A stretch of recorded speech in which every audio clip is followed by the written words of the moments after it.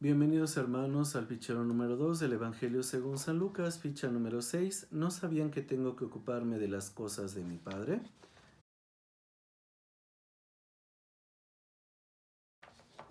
Nos ponemos en la presencia de Dios, en el nombre del Padre, del Hijo y del Espíritu Santo. Amén.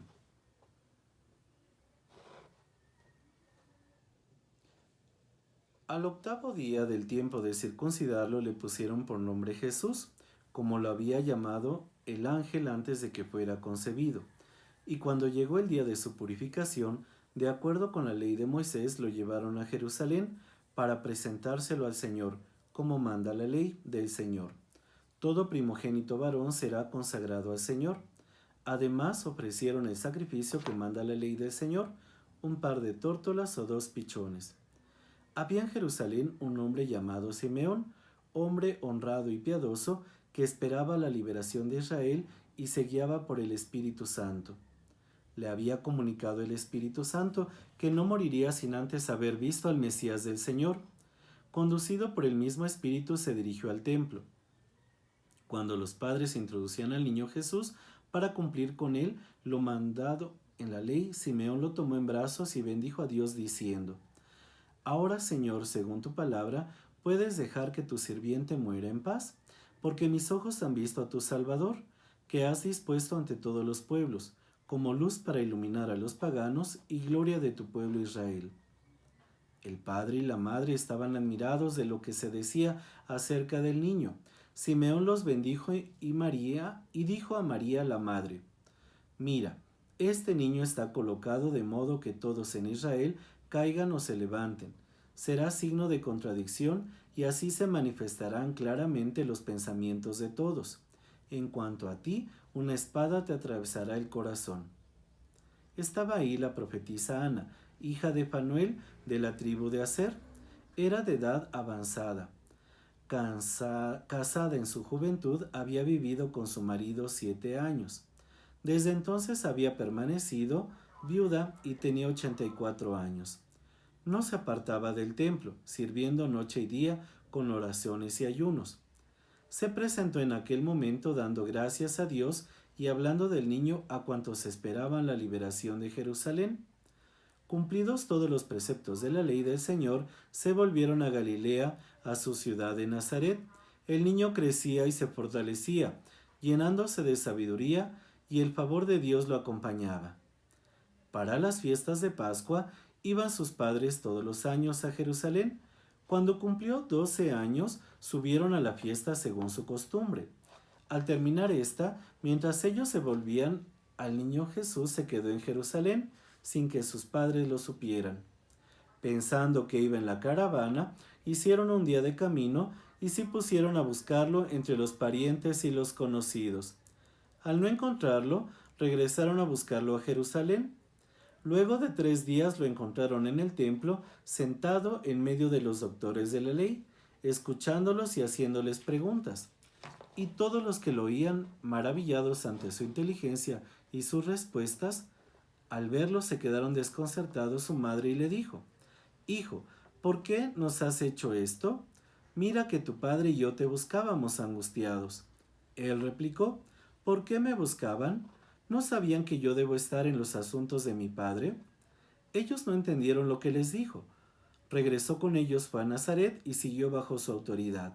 Su madre guardaba todas estas cosas en su corazón. Jesús crecía en el saber, en estatura y en gracia delante de Dios y delante de los hombres. Palabra del Señor. ¿Cuál es la estructura del texto? Por cierto, un poquito largo. Del 21 al 40, el discurso de Simeón sobre el significado del niño a ser presentado en el templo. 41 al 52, pasaje de la transición, Jesús perdido y hallado en el templo. Entremos ahora al contenido. Primero, los papás buscan integrar a Jesús en la cultura y la religión de Israel. Sin embargo, aunque Jesús pertenece a esta cultura, no quedará enfrascado en ella, porque Él es el Hijo del Altísimo, es más que un hijo de Abraham. Segundo, El Evangelio presenta la figura de un hombre de pueblo, que lleno del Espíritu Santo llega al templo y tomando en brazos al niño, lo presenta como luz de las naciones y gloria del pueblo de Israel. Este niño es el Mesías del mundo, no de un pueblo. Tercero, el cántico de Simeón reconoce que con la llegada de este niño se acaba la era de los profetas, ya que el Mesías ha llegado. En él se cumplen las promesas mesiánicas que incluyen a todos los pueblos.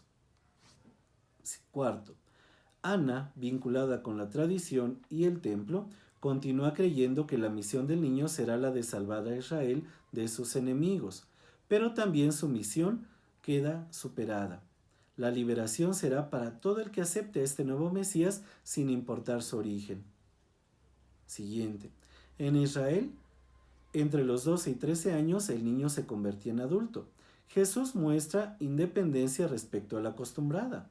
En lugar de regresar junto con la caravana, se queda en Jerusalén sin que nadie lo sepa. Su madurez se expresa en su independencia respecto de sus padres físicos. Aquí Jesús descubre la oportunidad de poner de manifiesto el proyecto de su Padre. Sin que se diga el contenido de sus preguntas, el evangelista deja entrever que Jesús trae una nueva visión de Dios que supera y deja sorprendidos a los maestros. Ante el reproche de la madre, Jesús deja en claro que es ocuparse de los asuntos de su Padre.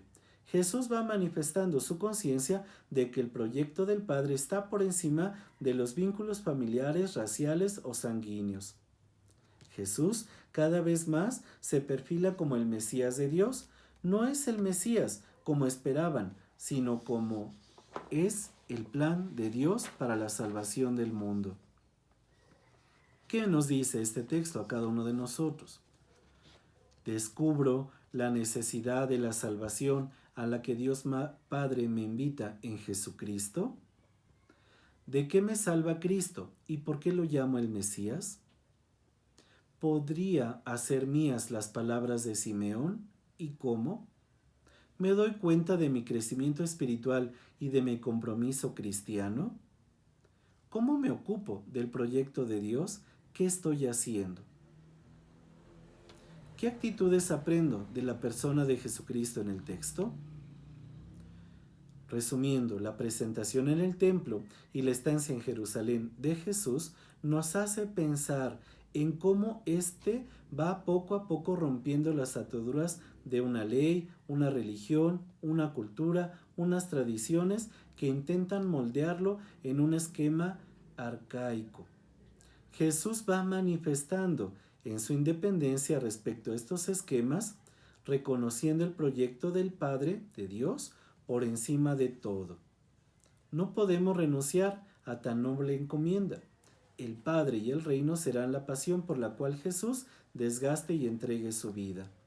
Como Jesús, soy capaz de romper todo aquello que es arcaico, que, aunque son tradiciones o forma en la que yo he vivido mi fe hasta hoy, puedo romper con todo eso para seguir a Cristo, encontrar en Él vida y salvación. María y José, ante las continuas promesas de Dios, no dejan de asombrarse. María sigue cada día, dice el Evangelio, guardando en su corazón los acontecimientos de su Hijo.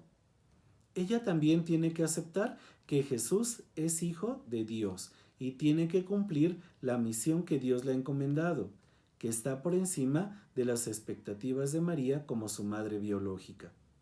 También a nosotros muchas veces nos cuesta trabajo entender que el proyecto de Dios no siempre concuerda con mi propio proyecto, con el plan que hoy tengo para mi vida. Muchas veces llegamos a pensar que las cosas serían más sencillas si se realizaran como nosotros las creemos, como nosotros queremos. Pero el plan de Dios no siempre es sencillo y la mayoría de las veces nos saca de nuestros esquemas y nos sitúa en caminos nuevos que nosotros no esperábamos. Lo que sí nos debe de quedar claro que los planes de Dios son mejores que nuestros planes y que en su nombre los podemos realizar para nuestra salvación y para los demás.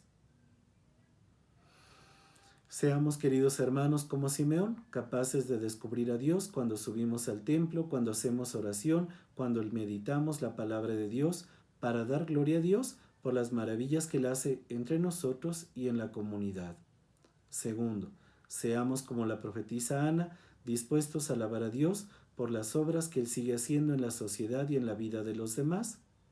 Tercero, como María, como José, acojamos a Jesús en nuestra vida y en nuestra familia para que Él nos transmita, como lo transmitió a esos sabios de Israel, su buena nueva, su palabra, y que como ellos sepamos escucharlo, y que como María guardemos en nuestro corazón aquellas enseñanzas que Jesús nos da. Que así sea.